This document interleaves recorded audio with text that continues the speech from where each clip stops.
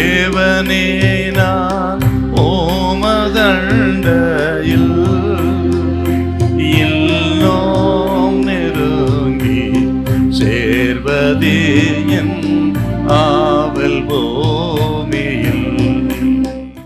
அப்போஸ்தலர் 27:23 கொஞ்சம் வாசிக்க பார்க்கலாம்.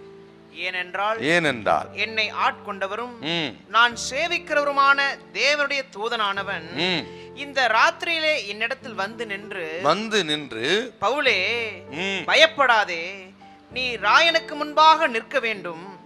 இதோ உன்னுடனே கூட யாத்திரை பண்ணுகிற யாவரையும் தேவன் உனக்கு தயவு பண்ணினார் என்றான். பாடுகள் நமக்கு தேவையாயிருக்கிறது.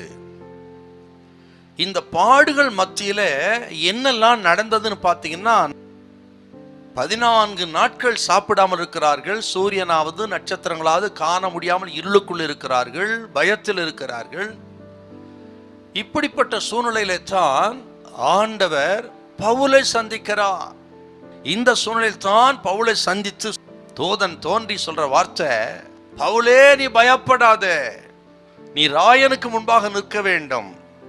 உன் நிமித்தம் எல்லாருக்கும் கர்த்தர் தயவு பண்ணினார் அப்படின்னு பயத்தின் மத்தியிலே, இருளின் மத்தியிலே, பசி போராட்டத்தின் மத்தியிலே, உயிருக்கு போராடி கொண்டிருக்கிற அந்த பாடுகள் மத்தியிலே தான் தேவனால் அனுப்பப்பட்ட தூதன் தோன்றி தேவனுடைய வார்த்தைகளை பேசுறான் பாரு. அப்போ பாடுகள் மத்தியிலே தான் தேவ சத்தத்தை நாம் கேட்க முடியும். பாடுகள் மத்தியிலே தான் தேவனை தரிசிக்க முடியும்.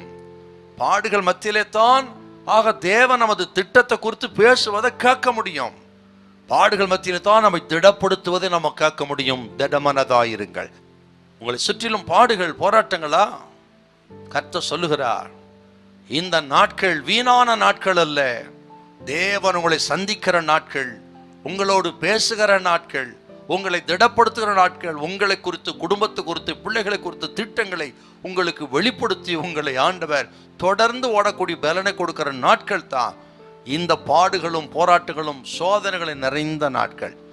ஆக இந்த பாடுகளின் பொழுது பாடுகளை ஒரு நாள் நாம் வீணடிக்க கூடாது. வீணடிக்கிறது என்ன? முறுமுறுக்கிறது. ஆண்டவரே, இந்த பாடுகள் எனக்கு என்னத்துக்கு? நான் உண்மையா இருக்கிறேன், உத்தமமா இருக்கிறேன், நல்லா ஜெபம் பண்றேன், கர்த்தர் கொடுக்கிறேன், என் வேலை உத்தமமா செய்யறேன், எனக்கே ஆண்டவரே என்று கேள்வி கேட்டு நீர் எங்கே இருக்கிறீர் என்று சொல்லி முறுமுறுக்கிறேன். பார்த்தீங்களா? எனக்கு மட்டும் ஏன் ஆண்டவரே என்றெல்லாம் கேட்டு நான் முறுமுறுக்கிறோமே. முறுமுறுப்பு பாடுகளை வேஸ்ட் பண்றது. பாடுகளை வீணடிக்காதிருங்கள், கர்த்தரை கேள்வி கேட்காதிருங்கள். அவைகள் மத்தியில இதோ நான் ஆண்டவருக்கு அடிமேன்னு சொல்லி, என்ன வந்தாலும் கர்த்தரை நம்புவேன்னு சொல்லி அவரை நம்பி உத்தமமாய் பின்பற்றினால் அந்த பாடுகளுக்கு பலன் உண்டு. ஹல்லேலூயா, ஹல்லேலூயா.